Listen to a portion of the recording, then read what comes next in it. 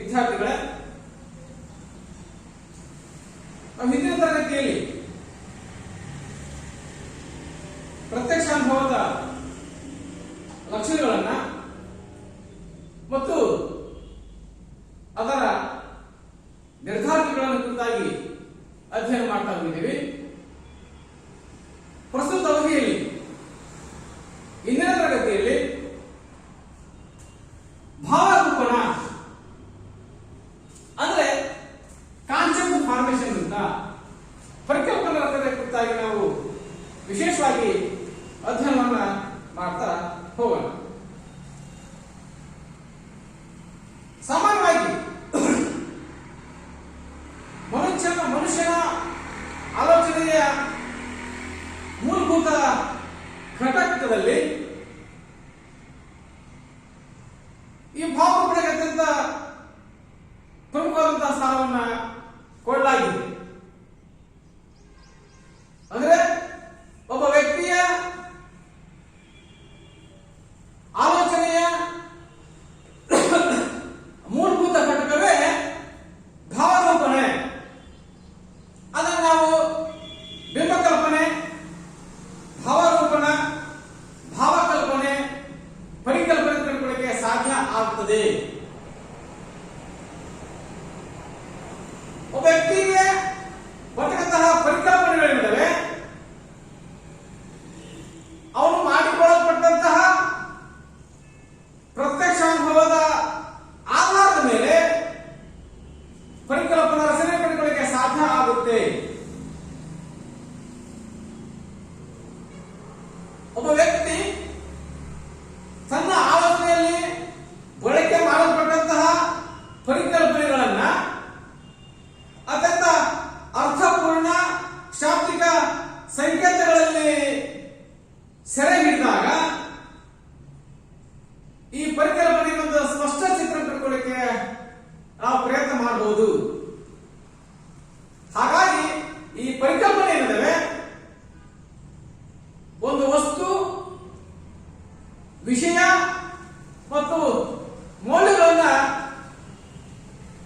ನಿಲ್ಲಿಸ್ತಕ್ಕಂಥ ಕೆಲಸ ಮಾಡ್ತಾ ಹೋಗ್ತವೆ. ಅಂದ್ರೆ ಈ ಪರಿಕಲ್ಪನೆ ಏನಿದೆ ಒಂದು ವಸ್ತು, ವಿಷಯ ಮತ್ತು ಮೌಲ್ಯವನ್ನ ಪ್ರತಿನಿಧಿಸ್ತಕ್ಕಂಥ ಕೆಲಸ ಮಾಡಲಿಕ್ಕೆ ಸಾಧ್ಯ ಆಗ್ತದೆ. ಹಾಗಾಗಿ ಒಂದು ಮಗು ಏನಾಗ್ತಾ ಹೋಗುತ್ತೆ, ಅನೇಕ ವಸ್ತುಗಳ ಸಂವೇದನೆಗಳನ್ನ ಗ್ರಹಿಸುವ ಮೂಲಕವಾಗಿ ತನ್ನ ನೆನಪಲ್ಲಿ ಕೂತಕ್ಕಂಥ ಕೆಲಸ ಮಾಡಲಿಕ್ಕೆ ಸಾಧ್ಯ ಪ್ರಯತ್ನ ಮಾಡ್ತಾ ಹೋಗುತ್ತೆ. ಜೊತೆಗೆ ಯಶಸ್ವಿನೂ ಆಗುತ್ತೆ. ಜೊತೆಗೆ ಅವುಗಳ ನಡುವಿನ ಸಾಮ್ಯತೆಯನ್ನ ಅಥವಾ ವ್ಯತ್ಯಾಸಗಳನ್ನ ಅಥವಾ ಆ ವಸ್ತುವಿನ ಲಕ್ಷಣಗಳನ್ನ ಗುರುತಿಸತಕ್ಕಂಥ ಸಾಮರ್ಥ್ಯ ನಮಗೂ ಪಡ್ಕೊಳ್ತಾ ಹೋಗುತ್ತೆ. ಹಾಗಾಗಿ ಒಂದು ವಸ್ತುವಿನ ಪರಿಕಲ್ಪನೆಗೆ ಮೂಲಭೂತವಾಗಿ ಆ ವಸ್ತುವಿನ ಸಾಮಾನ್ಯ ಗುಣಲಕ್ಷಣಗಳ ಆಧಾರದ ಮೇಲೆ ಒಂದು ಮಗುವಿನಲ್ಲಿ, ಒಬ್ಬ ವ್ಯಕ್ತಿಯಲ್ಲಿ ನಮ್ದಾಗಿರುವಂತಹ ಭಾವರೂಪಣೆ ಅಥವಾ ಪರಿಕಲ್ಪನೆ ಒಡ್ಮೂಡಲಿಕ್ಕೆ ಕಾರಣ ಆಗ್ತಾ ಹೋಗುತ್ತೆ. ಆ ಹಿನ್ನೆಲೆಯಲ್ಲಿ ನಾವು ಕಂಡುಕೊಳ್ಳಿಕ್ಕೆ ಸಾಧ್ಯ ಆದರೆ ಪರಿಕಲ್ಪನಾ ರಚನೆಯನ್ನು ನಾವು ವಿಶೇಷವಾಗಿ ಅರ್ಥೈಸಬೇಕಾಗತ್ತೆ. ಭಾವಕಲ್ಪನೆಯ ಮತ್ತೊಂದು ಹೆಸರೇ ಪರಿಕಲ್ಪನೆ. ಪರಿ ಅಂತಂದ್ರೆ ಅರಿಯುವುದು ಅಥವಾ ತಿಳಿದುಕೊಳ್ಳುವುದು. ನಾವು ಹೇಳ್ತಾ ಹೋಗ್ತೀವಿ ಪರಿಕಲ್ಪನೆ. ಪರಿಕಲ್ಪನೆ ಅಂತಂದ್ರೆ ಪರಿ ಅಂತಂದ್ರೆ ವಿಶೇಷವಾಗಿ ಅರಿಯುವುದು ಅಥವಾ ತಿಳಿದುಕೊಳ್ಳುವುದು. ಕಲ್ಪನೆ ಅಂತಂದ್ರೆ ಊಹೆ, ಅದೃಶ್ಯತನವನ್ನು ಹೇಳ್ತಾ ಹೋಗ್ತೀವಿ. ಇಂಗ್ಲಿಷ್ ಅಲ್ಲಿ ನಾವು ಹೇಳ್ತಾ ಹೋಗ್ತೀವಿ ಅಜಂಪ್ಷನ್ ಅಂತ. ಹಾಗಾಗಿ ಒಂದು ವಸ್ತುವಿನ ಲಕ್ಷಣಗಳನ್ನ ಊಹೆಯ ಆಧಾರದ ಮೇಲೆ ಕಂಡುಬರ್ತಕ್ಕಂತಹ ಪ್ರಕ್ರಿಯೆ ಏನಿದೆ ಅದನ್ನು ವಿಶೇಷವಾಗಿ ಭಾವರೂಪಣ ಅಥವಾ ಬಿಂಬಕಲ್ಪನೆ ಕಂಡುಕೊಳ್ಳಿಕ್ಕೆ ಸಾಧ್ಯ ಆಗ್ತದೆ.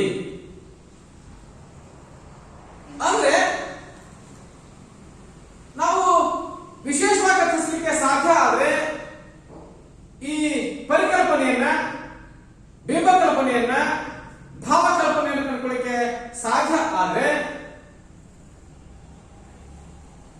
ಒಬ್ಬ ವ್ಯಕ್ತಿ, ಒಂದು ವಸ್ತು, ಒಂದು ವಿಷಯ ಅಮೂರ್ತ ಸ್ಥಿತಿಯಲ್ಲಿದ್ದಂತ ಸಂದರ್ಭದಲ್ಲಿ ಅಥವಾ ಸನ್ನಿವೇಶದಲ್ಲಿ, ಅಂದ್ರೆ ಆ ವಸ್ತು, ವಿಷಯ, ವ್ಯಕ್ತಿ ಏನಿದ್ದಾರೆ ನಮಗೆ ಕಾಣಲಿಕ್ಕೆ ಸಾಧ್ಯ ಇದ್ದಂತಹ ಸಂದರ್ಭದಲ್ಲಿ ಅದನ್ನ ಕುರಿತಾಗಿ ಊಹೆ ಮಾಡುವ ಮೂಲಕವಾಗಿ ನಾವು ಅದನ್ನ ಕಲ್ಪಿಸಿಕೊಳ್ತಕ್ಕಂತಹ ಅಥವಾ ನೆನಪಿಗೆ ತಂದುಕೊಳ್ತಕ್ಕಂತಹ ಪ್ರಕ್ರಿಯೆ ಅಥವಾ ವಿಧಾನ ಏನಿದೆ ಅದನ್ನು ವಿಶೇಷವಾಗಿ ಬಿಂಬಕಲ್ಪನೆ, ಸಾಮಾನ್ಯವಾಗಿ ಭಾವಕಲ್ಪನೆ ಅಥವಾ ಭಾವಕಲ್ಪನೆ ಕಂಡುಕೊಳ್ಳಿಕ್ಕೆ ಸಾಧ್ಯ ಆಗ್ತಾ ಹೋಗ್ತದೆ. ಹಾಗಾಗಿ ನಾವು ವಿಶೇಷವಾಗಿ ಚರ್ಚೆ ಮಾಡ್ತಾ ಹೋಗ್ತೀವಿ. ಭಾವಕಲ್ಪನದ ಅರ್ಥ, ಅದಕ್ಕೆ ಸಾಕಷ್ಟು ಅರ್ಥಗಳಿದ್ದಾವೆ, ಪರ್ಯಾಯ ಪದಗಳಿದ್ದಾವೆ.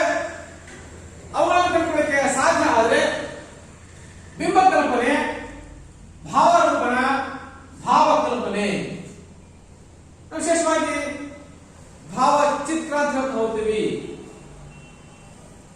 ಅಂದ್ರೆ ನಮ್ಮ ಫೋಟೋವನ್ನ ನಾವೇ ತೆಗೆಯುವ ಮೂಲಕವಾಗಿ ನನ್ನ ಮುಖದ ಭಾವನೆಯನ್ನ ಒಂದು ಹಾಳೆಯ ಮೇಲೆ ಚಿತ್ರಿಸತಕ್ಕಂತಹ ಪ್ರಕ್ರಿಯೆ ಏನಿದೆ ಅದನ್ನು ನಾವು ಹೇಳ್ತೀವಿ ಭಾವಚಿತ್ರ ಅನ್ನೋದನ್ನು ಕಂಡುಕೊಳ್ಳಿಕ್ಕೆ ಸಾಧ್ಯ ಆಗ್ತದೆ. ಹಾಗಾಗಿ ಭಾವರೂಪಣಕ್ಕೆ ಬಿಂಬಕಲ್ಪನೆ, ಭಾವರೂಪಣ, ಭಾವಕಲ್ಪನೆ ಸಾಮಾನ್ಯವಾಗಿ ವಿಧಾರ್ಥಗಳನ್ನ ನಾವು ಕಂಡುಕೊಳ್ಳಿಕ್ಕೆ ಪ್ರಯತ್ನ ಮಾಡ್ತಾ ಹೋಗ್ತೀವಿ. ಇನ್ನ ಅದರ ವ್ಯಾಖ್ಯೆಗಳು ಸಾಮಾನ್ಯ ಕಂಡುಕೊಳ್ಳಿಕ್ಕೆ ಸಾಧ್ಯ ಆದರೆ ಒಮ್ಮೆ ಪ್ರತ್ಯಕ್ಷಾನುಭವದಿಂದ ಪಡೆದ ದೃಶ್ಯವನ್ನು ಪುನಃ ಮನಸ್ಸಿನಲ್ಲಿ ಮೂಡಿಸಿಕೊಳ್ಳುವುದು. ಒಬ್ಬ ವ್ಯಕ್ತಿಯಾಗಿರ್ತಕ್ಕಂಥವನು ಯಾವುದೇ ಸನ್ನಿವೇಶವನ್ನ, ಒಬ್ಬ ವ್ಯಕ್ತಿಯನ್ನ, ಒಂದು ವಸ್ತುವನ್ನ, ಒಂದು ವಿಷಯವನ್ನ, ಒಂದು ಸನ್ನಿವೇಶವನ್ನ ನೋಡಿರ್ತಾನೆ. ಅದರ ಅನುಪಸ್ಥಿತಿಯಲ್ಲಿ, ಅದರ ಅಮೂರ್ತ ರೂಪದಲ್ಲಿ ಆ ವಸ್ತುವನ್ನ ಪುನಃ ಜ್ಞಾಪಕಕ್ಕೆ,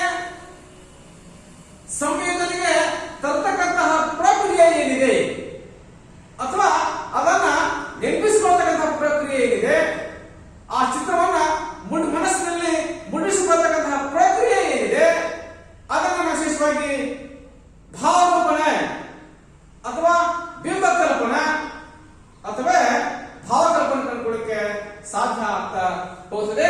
ಹಾಗಾಗಿ ನಾವು ಸಾಮಾನ್ಯವಾಗಿ ಕಂಡುಕೊಳ್ಳಿಕ್ಕೆ ಪ್ರಯತ್ನ ಮಾಡ್ತಾ ಹೋಗ್ತೀವಿ. ಒಮ್ಮೆ ಪ್ರತ್ಯಕ್ಷಾನುಭವದಿಂದ ಪಡೆದ ದೃಶ್ಯವನ್ನ ಪುನಃ ಮನಸ್ಸಿನಲ್ಲಿ ಮೂಡಿಸಿಕೊಳ್ತಕ್ಕಂತಹ ವಿಧಾನ ಏನಿದೆ ಅದನ್ನ ವಿಶೇಷವಾಗಿ ಭಾವರೂಪಣ, ಬಿಂಬಕಲ್ಪನೆ ಅಥವಾ ಭಾವಕಲ್ಪನೆ ಕಂಡುಕೊಳ್ಳಿಕ್ಕೆ ಸಾಧ್ಯ ಸಹಿತ ಆಗ್ತಾ ಹೋಗುತ್ತದೆ. ಹಾಗಾಗಿ ಇನ್ನ ವ್ಯಾಖ್ಯಾನ ಕಂಡುಕೊಳ್ಳಿಕ್ಕೆ ಸಾಧ್ಯ ಆದರೆ ಸಾಮಾನ್ಯವಾಗಿ ಹೇಳ್ತಾ ಹೋಗ್ತಾರೆ. ಒಮ್ಮೆ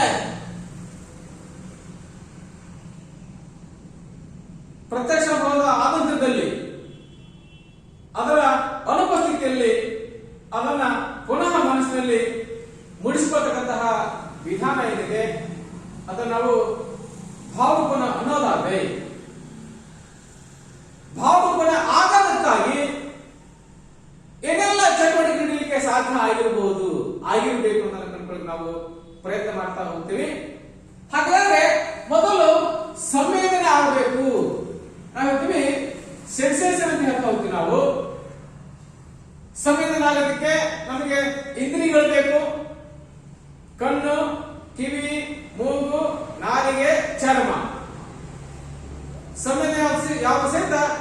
ದ್ವಿತೀಯ ಕ್ರಿಯೆ. ಹಾಗಾಗಿ ಸಂವೇದನೆ ಆಗಬೇಕು. ಆ ಸಂವೇದನೆಗಳನ್ನ ಮನಸ್ಸಿನಲ್ಲಿ ಅರ್ಥೈಸಿಕೊಂಡ ಪ್ರಕ್ರಿಯೆ ನೀಡಲಿಕ್ಕೆ ಸಾಧ್ಯ ಆಗಬೇಕು. ಇವೆರಡು ಆ ನಂತರದಲ್ಲಿ ನಮಗೆ ಪ್ರತ್ಯಕ್ಷ ಅನುಭವ ಆಗ್ತಾ ಹೋಗುತ್ತೆ. ಅಂದ್ರೆ ಒಂದು ವಸ್ತುನ ನಾವು ಕಣ್ಣಾರೆ ನೋಡ್ತೀವಿ, ಕಿವಿಯಾಗ ಕೇಳಿಸ್ಕೊಳ್ತೀವಿ. ಪ್ರತ್ಯಕ್ಷ ಅನುಭವದ ಆಧಾರದ ಮೇಲೆ ಅದನ್ನ ಜನರಲೈಸೇಷನ್ ಮಾಡತಕ್ಕಂಥ ಪ್ರಕ್ರಿಯೆ, ಅದನ್ನ ಸಾಮಾನ್ಯೀಕರಣಗೊಳಿಸತಕ್ಕಂಥ ಪ್ರಕ್ರಿಯೆ ಆಗಬೇಕು. ಅದಾದ ನಂತರದಲ್ಲಿ ಕೊನೆ ಕೊಟ್ಟಕ್ಕಂತಹ ಅಂಶವೇ ಭಾವರೂಪನ ಅಥವಾ ಬಿಂಬಕಲ್ಪನಾ ಕಂಡುಕೊಳ್ಳಿಕ್ಕೆ ಅಥವಾ ಭಾವಕಲ್ಪನೆ ಕಂಡುಕೊಳ್ಳಿಕ್ಕೆ ಸಾಧ್ಯ ಅಂತ ಹೋಗ್ತದೆ. ಹಾಗೆಯೇ ಮನೋವಿಜ್ಞಾನಿ ಜೇಮ್ಸ್ ರಾಸ್ ಹೇಳ್ತಾ ಹೋಗ್ತಾರೆ, ನಮ್ಮ ವಾಸ್ತವಿಕ ಅಥವಾ ಕಾಲ್ಪನಿಕ ಯೋಜನೆಯ ವಿಷಯಗಳನ್ನು ಅರ್ಥೈಸಲು ಅರ್ಹತೆಯನ್ನು ಒದಗಿಸುವ ಮಾದರಿ ಯೋಜನೆ ಹಾಗೂ ಮಾನಸಿಕ ಭಾವನೆಗಳೇ ಭಾವರೂಪಣ. ಅಂದ್ರೆ ಮನೋವಿಜ್ಞಾನಿ ಜೇಮ್ಸ್ ರಾಸ್ ಪ್ರಕಾರ, ಅಕಾರ್ಡಿಂಗ್ ಟು ಜೇಮ್ಸ್ ರಾಸ್ ಅವರ ಪ್ರಕಾರ ಕಂಡುಕೊಳ್ಳಕ್ಕೆ ಸಾಧ್ಯ ಆದರೆ ನಮ್ಮ ವಾಸ್ತವಿಕ ಅಥವಾ ಕಾಲ್ಪನಿಕ ಯೋಜನೆಯ ವಿಷಯಗಳನ್ನು ಅರ್ಥೈಸಲು ಅರ್ಹತೆಯನ್ನು ಒದಗಿಸುವ ಮಾದರಿ ಯೋಜನೆ ಹಾಗೂ ಮಾನಸಿಕ ಭಾವನೆಗಳೇ ಭಾವರೂಪನಾಗಲಿಕ್ಕೆ ಸಾಧ್ಯ ಆಗ್ತದೆ. ಹಾಗಾಗಿ ವಿಶೇಷವಾಗಿ ಹೇಳ್ತೀವಿ, ನಮ್ಮ ವಾಸ್ತವಿಕ ಅಥವಾ ಕಾಲ್ಪನಿಕ ನಾವು ಹೇಳ್ತಾ ಹೋಗಿದ್ದೇವೆ. ಪರಿಕಲ್ಪನೆ ಅಂತಂದ್ರೆ, ಪರಿ ಅಂತಂದ್ರೆ ಅರಿಯುವುದು, ಕಲ್ಪನೆ ಅಂತಂದ್ರೆ ಊಹೆ. ಅಂದ್ರೆ ಒಂದು ವಸ್ತು, ಒಬ್ಬ ವ್ಯಕ್ತಿ, ಒಂದು ವಿಷಯ ನಮಗೆ ಅಮೂರ್ತ ಸ್ಥಿತಿಯಲ್ಲಿದ್ದಾಗ, ಕಣ್ಣಿಗೆ ಕಾಣಲಾರದ ಸನ್ನಿವೇಶದಲ್ಲಿದ್ದಾಗ ಅದನ್ನ ಊಹೆಯ ಮೂಲಕ ತಿಳಿದುಕೊಳ್ಳತಕ್ಕಂತಹ ಪ್ರಕ್ರಿಯೆ. ಅದನ್ನು ಮನೋವಿಜ್ಞಾನಿ ಜೇಮ್ಸ್ ರಾಸ್ ನಮಗೆ ತಿಳಿಸ್ತಕ್ಕಂಥ ಕೆಲಸವನ್ನು ಮಾಡ್ತಾ ಹೋಗ್ತಾರೆ. ಹಾಗಾಗಿ ನಮ್ಮ ವಾಸ್ತವಿಕ ಅಥವಾ ಕಾಲ್ಪನಿಕ ಯೋಜನೆಯ ವಿಷಯಗಳನ್ನ ಅರ್ಥೈಸಲು ಅರ್ಹತೆಯನ್ನ, ಅಂದ್ರೆ ಒಂದು ವಸ್ತು ನಮ್ಮ ಮುಂದೆ ಕಣ್ಮುಂದೆ ಇಲ್ಲದೇ ಇದ್ರೂ ಸಹಿತ ಅದನ್ನ ಕುರಿತಾಗಿ ಊಹೆ ಮಾಡತಕ್ಕಂಥ ಸಾಮರ್ಥ್ಯ, ಅದನ್ನ ಅಜ್ಯೂಷನ್ ಮಾಡತಕ್ಕಂತಹ ಸಾಮರ್ಥ್ಯ ಏನಿದೆ, ಕಾಂಪಿಟೆನ್ಸ್ ಏನಿದೆ, ಅದನ್ನ ಗಳಿಸ್ಕೊಳ್ತಕ್ಕಂತಹ ಸಾಮರ್ಥ್ಯ ಏನಿದೆ, ಅದನ್ನ ವಿಶೇಷವಾಗಿ ನಮ್ಮದಾಗಿರುವಂತಹ ಭಾವಗಳು ಕಂಡುಕೊಳ್ಳಿಕ್ಕೆ ಸಾಧ್ಯ ಸಹಿತ ಆಗ್ತಾ ಹೋಗುತ್ತೆ. ಇನ್ನು ಮನೋವಿಜ್ಞಾನಿ ಮಾರ್ಗನ್ ಹೇಳ್ತಾ ಹೋಗ್ತಾರೆ. ಮಾರ್ಗನ್ ಪ್ರಕಾರ ಅನೇಕ ವಸ್ತುಗಳು ಅಥವಾ ಘಟನೆಗಳನ್ನು ಹೊಂದಿರುವ ಸಾಮಾನ್ಯ ಗುಣಲಕ್ಷಣಗಳನ್ನು ಪ್ರತಿನಿಧಿಸುವ ಸಾಂಕೇತಿಕ ರಚನೆಯೇ ಭಾವರೂಪಣ ಅಥವಾ ಪರಿಕಲ್ಪನೆ ಕಂಡುಕೊಳ್ಳಿಕ್ಕೆ ಸಾಧ್ಯ ಆಗಿದೆ. ಮನೋವಿಜ್ಞಾನಿ ಮಾರ್ಗದಿಂದ ಸ್ಪಷ್ಟವಾಗಿ ಹೇಳ್ತಾ ಹೋಗ್ತಾನೆ, ಅನೇಕ ವಸ್ತುಗಳು ಅಥವಾ ಘಟನೆಗಳನ್ನು ಹೊಂದಿರುವ ಸಾಮಾನ್ಯ ಗುಣಲಕ್ಷಣಗಳನ್ನು ಪ್ರತಿನಿಧಿಸುವ ಸಾಂಕೇತಿಕ ರಚನೆಯೇ ಭಾವರೂಪಣ. ಅಂದ್ರೆ ಪ್ರತಿಯೊಂದು ವಸ್ತುವಿನಲ್ಲೂ, ವಿಷಯದಲ್ಲೂ, ವ್ಯಕ್ತಿಯಲ್ಲೂ ಸಹಿತ ನಿರ್ದಿಷ್ಟ ಲಕ್ಷಣಗಳು ಇರ್ತಾ ಹೋಗ್ತವೆ. ಕೆಲವು ಅಪೇಕ್ಷಿತ ಇರಬಹುದು, ಕೆಲವು ಅನಪೇಕ್ಷಿತ ಇರಬಹುದು ಅಲ್ವೇ?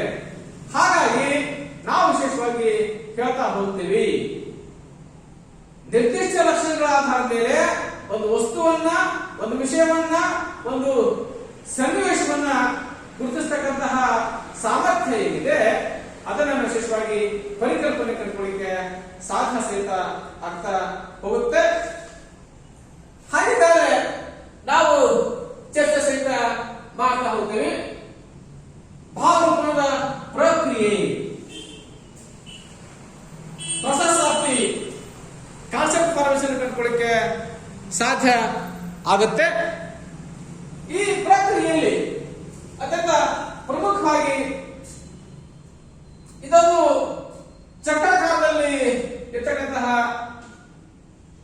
ಸನ್ನಿವೇಶ,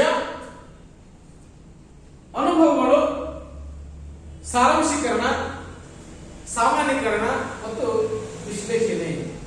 ಇದು ಈ ಪ್ರಕ್ರಿಯೆ ನಿರಂತರವಾಗಿರ್ತಕ್ಕಂಥ ಪ್ರಕ್ರಿಯೆ. ಈ ಪ್ರಕ್ರಿಯೆ ಎಂದೂ ಅಂತಾಗಲಿಕ್ಕೆ ಸಾಧ್ಯ ಇಲ್ಲ. ನಿರಂತರವಾಗಿ ಹೊಸ ಹೊಸ ಪರಿಕಲ್ಪನೆ, ಹೊಸ ಹೊಸ ಬಿಂಬಕಲ್ಪನೆ, ಹೊಸ ಹೊಸ ಭಾವಕಲ್ಪನೆಗಳು ಮೂಡಲಿಕ್ಕೆ ಸಾಧ್ಯ ಆಗಿರ್ತಕ್ಕಂಥದ್ದು. ಹಾಗಾಗಿ ವಿಶೇಷ ನಾವು ಚರ್ಚೆ ಸಹಿತ ಮಾಡ್ತಾ ಹೋಗ್ತೀವಿ. ಇಲ್ಲಿ ಪ್ರಮುಖವಾಗಿ 4 ಅಂಶಗಳನ್ನು ನಾವು ವಿಶೇಷವಾಗಿ ಚರ್ಚೆ ಸಹಿತ ಮಾಡ್ತಾ ಹೋಗ್ತೀವಿ. ಹಾಗಿದ್ರೆ ಅನುಭವಗಳು, ಒಬ್ಬ ವ್ಯಕ್ತಿಯಾಗಿರ್ತಕ್ಕಂಥವನು ತನ್ನ ಜೀವನದಲ್ಲಿ ಸಾಕಷ್ಟು ಅನುಭವಗಳನ್ನ ಪಡೆದುಕೊಳ್ತಾನೆ. ಆ ಪಡೆದಂತಹ ಅನುಭವಗಳಿಂದಲೇ ಅದು ಕಹಿ ಅನುಭವ ಆಗಿರ್ಬೋದು ಅಥವಾ ಸಿಹಿಯಾದಂತಹ ಅನುಭವಗಳಾಗಿರ್ಬೋದು. ಒಬ್ಬ ವ್ಯಕ್ತಿ ಆಗಿರ್ತಕ್ಕಂಥವನು ಕಹಿ ಅನುಭವಗಳನ್ನ ಮರಲಿಕ್ಕೆ ಪ್ರಯತ್ನ ಮಾಡ್ತಾ ಇದ್ದಾನೆ. ಅಂದ್ರೆ ಕಹಿ ಅನುಭವಗಳು ಒಬ್ಬ ವ್ಯಕ್ತಿಗೆ ನೋವನ್ನ ಕೊಡ್ತಾ ಹೋಗ್ತವೆ, ಅವನಿಗೆ ದುಃಖವನ್ನು ಉಂಟು ಮಾಡ್ತಕ್ಕಂಥ ಸನ್ನಿವೇಶಗಳನ್ನು ಕಂಡುಕೊಳ್ಳಕ್ಕೆ ಸಾಧ್ಯ ಆಗ್ತದೆ. ಹಾಗಾಗಿ ಅವುಗಳನ್ನ ಒತ್ತಾಯಪೂರ್ವಕವಾಗಿ ಆದ್ರೂ ಸಹಿತ ಅವನು ಮಾಡ್ತಾ ಹೋಗ್ತಾನೆ, ಬರಲಿಕ್ಕೆ ಪ್ರಯತ್ನ ಸಹಿತ ಮಾಡ್ತಾ ಹೋಗ್ತಾನೆ. ಅದೇ ಸಿಹಿಯಾದ ಅನುಭವಗಳನ್ನ ವ್ಯಕ್ತಿ ನಿರಂತರವಾಗಿ ನೆನಪಿಸಿಕೊಳ್ಳಿಕ್ಕೆ, ಮೆಲುಕು ಹಾಕೋದಕ್ಕೆ ಇಷ್ಟಪಡ್ತಾ ಹೋಗ್ತಾನೆ. ಹಾಗಾಗಿ ಈ ಅನುಭವಕ್ಕೆ ಕ್ರಿಯೆ ಏನಿದೆ, ನೇರವಾಗಿ ಒಂದು ಚಟುವಟಿಕೆಯಲ್ಲಿ ಭಾಗವಹಿಸಿದ ಪ್ರಕ್ರಿಯೆ ಕಂಡುಕೊಳ್ಳಿಕ್ಕೆ ಸಾಧ್ಯ ಆಗ್ತದೆ. ಹಾಗಿದ್ದಾಗ ಈ ಅನುಭವಗಳು ಯಾವುದು ಮೂಲಕ ಬರ್ತಾ ಹೋಗ್ತವೆ? ನಮಗೆ ಅನುಭವಗಳು ಆಗೋದು ನಮ್ಮದಾಗಿದ್ದಂತಹ ಇಂದ್ರಿಯಗಳ ಮೂಲಕ. ಇಂದ್ರಿಯಗಳು ಅತ್ಯಂತ ಅವಶ್ಯಕ. ಹಾಗಾದ್ರೆ ನಾವು ಹೇಳ್ತಾ ಹೋಗ್ತೀವಿ, ಕಣ್ಣ ಇರ್ಬೋದು, ಕಿವಿ, ಮೂಗು, ನಾಲಿಗೆ, ಚರ್ಮ. ಈ ಇಂದ್ರಿಯಗಳ ಮೂಲಕ ನಮಗೆ ಅಥವಾ ವ್ಯಕ್ತಿಗೆ ಅನುಭವಗಳಾಗಲಿಕ್ಕೆ ಸಾಧ್ಯ ಆಗ್ತದೆ. ಕಣ್ಣು ನೋಡುತ್ತೆ, ಕಿವಿ ಕೇಳಿಸ್ಕೊಡುತ್ತೆ, ಕಣ್ಣು ಒಳ್ಳೆದನ್ನು ನೋಡುತ್ತೆ, ಕೆಟ್ಟದನ್ನು ನೋಡುತ್ತೆ. ಕಿವಿ ಕೇಳಿಸ್ಕೊಳ್ಳುತ್ತೆ, ಒಳ್ಳೆದನ್ನು ನೋಡ್ತಾ ಕೇಳಿಸ್ಕೊಳ್ಳುತ್ತೆ, ಕೆಟ್ಟದನ್ನು ಕೇಳಿಸ್ಕೊಳ್ಳುತ್ತೆ. ಇನ್ನು ಮೂಗು ಉತ್ತಮವಾದಂತಹ ಸುವಾಸನೆಯನ್ನು ಸಹಿತ ಗ್ರಹಿಸುತ್ತೆ, ಕೆಟ್ಟ ವಾಸನೆಯನ್ನು ಸಹಿತ ಗ್ರಹಿಸ್ತಾ ಹೋಗುತ್ತೆ, ಆಘ್ರಾಣಿಸಲಿಕ್ಕೆ ಸಾಧ್ಯ ಆಗುತ್ತೆ. ನಾಲಿಗೆ ರುಚಿಯನ್ನು ನೋಡುತ್ತೆ, ವಿಷ ರುಚಿಯನ್ನು ಸಹಿತ ನೋಡ್ತಾ ಹೋಗುತ್ತೆ, ಸಿಹಿಯಾದ ರುಚಿಯನ್ನು ನೋಡಲಿಕ್ಕೆ ಸಾಧ್ಯ ಆಗ್ತದೆ. ಸ್ಪರ್ಶ ಮೃದುವಾದ ಸಹಿತ ಸ್ಪರ್ಶ ಮಾಡ್ತಾ ಹೋಗುತ್ತೆ, ಕಠಿಣತಮವಾದಂತಹದನ್ನು ಸಹಿತ ದುರ್ಸಾದನ್ನು ಸಹಿತ ಸ್ಪರ್ಶ ಮಾಡಲಿಕ್ಕೆ ಸಾಧ್ಯ ಆಗ್ತದೆ. ಹಾಗಾಗಿ ಈ ಇಂದ್ರಿಯಗಳಿರ್ತವೆ, ನಮಗೆ ಅನುಭವಕ್ಕೆ ತಳಹದಾಗಲಿಕ್ಕೆ ಸಾಧ್ಯ ಆಗ್ತದೆ. Sense of on the basis of our experience ಕಂಡುಕೊಳ್ಳಿಕ್ಕೆ ಸಾಧ್ಯ ಆಗುತ್ತೆ. ಹಾಗಾಗಿ ನಾವು ವಿಶೇಷವಾಗಿ ಚರ್ಚೆ ಮಾಡ್ತಾ ಹೋಗ್ತೀವಿ. ಒಬ್ಬ ವ್ಯಕ್ತಿಗೆ ಅನುಭವಗಳಾಗೋದಕ್ಕೆ ನಮ್ದಾಗಿರ್ತಕ್ಕಂತಹ ಈ ಸೆನ್ಸ್ ಆರ್ಗಾನ್ಸ್ ಇರ್ತವೆ, ಅಂದ್ರೆ ಇಂದ್ರಿಯಗಳಿರ್ತವೆ, ಅವು ಪ್ರಮುಖ ಕಾರಣವನ್ನು ಕಂಡುಕೊಂಡು ನಾವು ವಿಶೇಷವಾಗಿ ಪ್ರಯತ್ನ ಮಾಡ್ತಾ ಹೋಗ್ತೀವಿ. ನೆಕ್ಸ್ಟ್ ಆಗಿ ಸಾರಾಂಶೀಕರಣ, ಅದನ್ನ ವಿಶೇಷವಾಗಿ ಚರ್ಚೆ ಸಹಿತ ಮಾಡ್ತಾ ಹೋಗ್ತೀವಿ. ಅಬ್ಸ್ಟ್ರಾಕ್ಷನ್ ಅಂತ ಕಂಡುಕೊಳ್ಳಿಕ್ಕೆ ಸಾಧ್ಯ ಆಗುತ್ತೆ. ಈ ಸಾರಾಂಶೀಕರಣ ಏನಿದೆ, ಸಮರಿ ಮಾಡ್ತಕ್ಕಂಥ ಪ್ರಕ್ರಿಯೆ. ಏನು ಅನುಭವಗಳನ್ನ ಏನನ್ನ ಪಡ್ಕೊಂಡಿದ್ದೇವೆ ಅದನ್ನ ವಿಮರ್ಶೆಗೆ ಅಥವಾ ವಿಶ್ಲೇಷಣೆಗೆ ಒಳಪಡಿಸತಕ್ಕಂತಹ ವಿಧಾನ ವಿಶೇಷವಾಗಿ ನಾವು ಕೇಳ್ತಾ ಹೋಗ್ತೀವಿ. ಇಲ್ಲಿ ನಾವು ಕಂಡುಕೊಳ್ಳಕ್ಕೆ ಸಾಧ್ಯ ಆದರೆ ಅವಶ್ಯಕ ಗುಣಧರ್ಮ ಮತ್ತು ಅನವಶ್ಯಕ ಗುಣಧರ್ಮ ಅಂತ ಹೇಳ್ತಾ ಹೋಗ್ತೀವಿ. ನಾವು ಅವಶ್ಯಕ ಮತ್ತು ಅನವಶ್ಯಕ. ಹಾಗಿದ್ದರೆ ಎಲ್ಲ ಪರಿಕಲ್ಪನೆಗಳು ಸಹಿತ ಜನ್ಮ ತಳೆದು ಇದರ ಆಧಾರದ ಮೇಲೆ ಅವಶ್ಯಕ ಗುಣಧರ್ಮಗಳು, ಅನವಶ್ಯಕ ಗುಣಧರ್ಮಗಳು.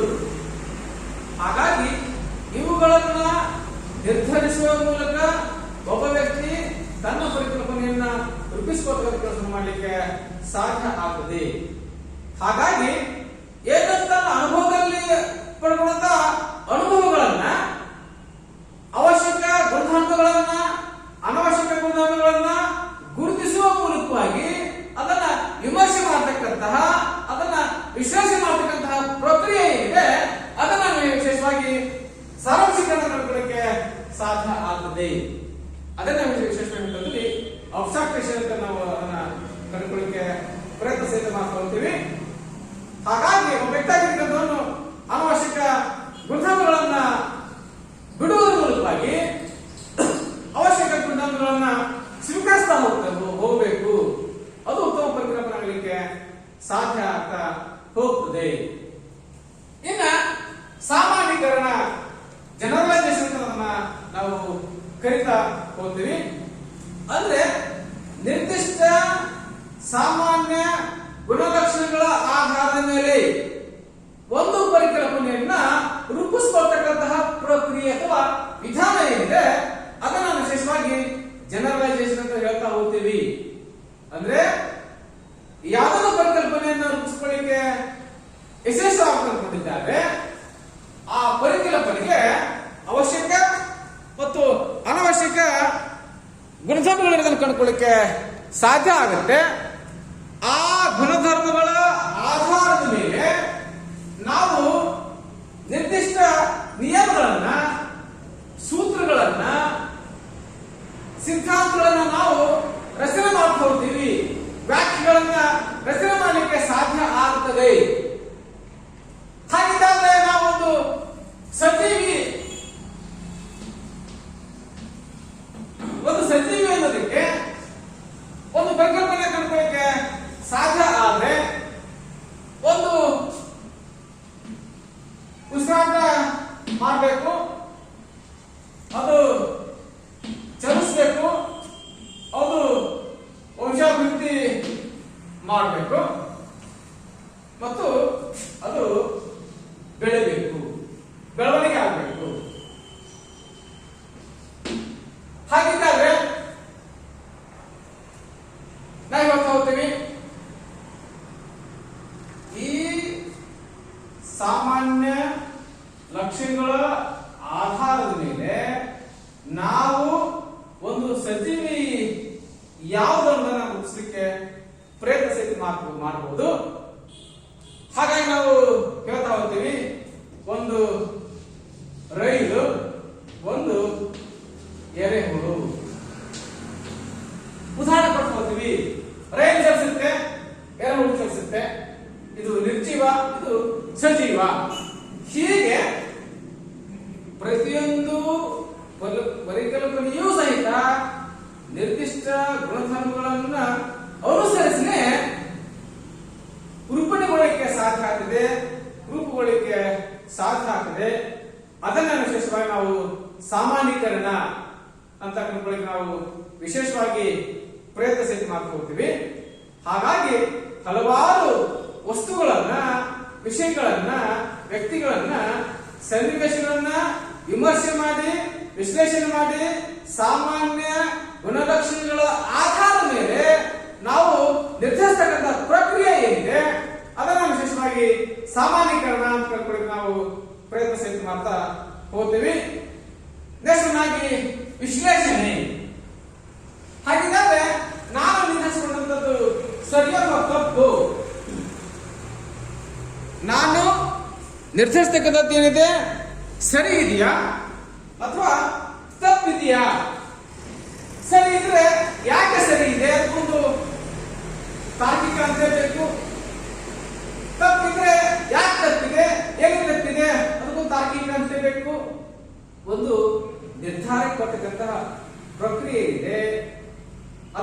ವಿಶೇಷವಾಗಿ ನಾವು ಇನ್ನೊಂದು ವಿಶ್ಲೇಷಣೆ ಅನಾಲಿಸಿಸ್ ಅಂತ ಹೋಗ್ತೀವಿ. ಅದನ್ನ ವಿಮರ್ಶೆ ಮಾಡಬೇಕು, ಕ್ರಿಟಿಸೈಸ್ ಮಾಡಬೇಕು. ಯಾಕೆ ನಾನು ಈ ನಿರ್ಧಾರಕ್ಕೆ ಬಂದಿದ್ದೇನೆ ಎನ್ನುವಂತಹ ಪ್ರಕ್ರಿಯೆ ಏನಿದೆ ಅದನ್ನ ವಿಶೇಷವಾಗಿ ವಿಶ್ಲೇಷಣೆ ಕಂಡುಕೊಳ್ಳಿಕ್ಕೆ ಸಾಧ್ಯ ಆಗ್ತದೆ. ಹಾಗಾಗಿ ನಾವು ವಿಶೇಷವಾಗಿ ಚರ್ಚೆ ಸಹಿತ ಮಾಡ್ಕೊಳ್ತೀವಿ. ಯಾವುದೇ ಪರಿಕಲ್ಪನೆ ನಿರ್ದಿಷ್ಟ ಗುಣಲಕ್ಷಣಗಳ ಆಧಾರದ ಮೇಲೆ, ನಿರ್ದಿಷ್ಟ ಸಾಮಾನ್ಯ ಗುಣಧರ್ಮಗಳ ಆಧಾರದ ಮೇಲೆ ರಚನೆಗೊಂಡ್ರೆ ಆ ಪರಿಕಲ್ಪನೆ ತನ್ನ ಶ್ರೇಷ್ಠತೆಯನ್ನ ಪಡ್ಕೊಳ್ಳಿಕ್ಕೆ ಸಾಧ್ಯ ಆಗುತ್ತೆ. ಹಾಗಾಗಿ ನಾವು ವಿಶೇಷವಾಗಿ ಹೇಳೋದಾದ್ರೆ ನಮ್ದಾಗಿರುವಂತಹ ಈ ಭಾವರೂಪಣ ಅಥವಾ ಬಿಂಬಕಲ್ಪನೆ ಏನಿದೆ ಅತ್ಯಂತ ಯಶಸ್ವಿಯಾಗಿ ನೆಲೆಗೊಳ್ಳಕ್ಕೆ ಸಾಧ್ಯ ಆದ್ರೆ ಒಬ್ಬ ವ್ಯಕ್ತಿ, ಒಂದು ವಿಷಯ, ಒಂದು ವಸ್ತು ಅಮೂರ್ತ ಸ್ಥಿತಿಯಲ್ಲಿದ್ದಂತ ಸಂದರ್ಭದಲ್ಲಿ, ಅಂದ್ರೆ ದೃಷ್ಟಿಗೋಚರವಾಗದ ಸನ್ನಿವೇಶದಲ್ಲೂ ಸಹಿತ, ಅಂದ್ರೆ ಕಣ್ಣಿಗೆ ಕಾಣಲಾರದ ಸನ್ನಿವೇಶದಲ್ಲಿಯೂ ಸಹಿತ ಅದನ್ನ ಕುರಿತಾಗಿ ನಮ್ಮ ಮನಸ್ಸಿನಲ್ಲಿ ಮೂಡಿಸಿಕೊಳ್ತಕ್ಕಂತಹ ಪ್ರಕ್ರಿಯೆ ಏನಿದೆ ಅದನ್ನ ವಿಶೇಷವಾಗಿ ಬಿಂಬಕಲ್ಪನೆ ಅಥವಾ ಭಾವಕಲ್ಪನೆ ಕಂಡುಕೊಳ್ಳಿಕ್ಕೆ ಸಾಧ್ಯ ಸಹಿತ ಆಗ್ತಾ ಹೋಗುತ್ತದೆ. ಅದನ್ನೇ ಮನೋವಿಜ್ಞಾನಿ ಮಾರ್ಗನ್ ಹೇಳ್ತಾ ಹೋಗ್ತಾರೆ. ಅನೇಕ ವಸ್ತುಗಳು ಅಥವಾ ಘಟನೆಗಳನ್ನು ಹೊಂದಿರುವ ಸಾಮಾನ್ಯ ಗುಣಲಕ್ಷಣಗಳನ್ನು, ಅಂದ್ರೆ ಎಷ್ಟೋ ವಸ್ತುಗಳು, ಎಷ್ಟೋ ಘಟನೆಗಳು, ಎಷ್ಟೋ ಸನ್ನಿವೇಶಗಳು ಸಾಮಾನ್ಯ ಗುಣಲಕ್ಷಣಗಳನ್ನ ಹೊಂದಿರ್ತವೆ. ಗುಣಲಕ್ಷಣಗಳನ್ನು ಪ್ರತಿನಿಧಿಸುವ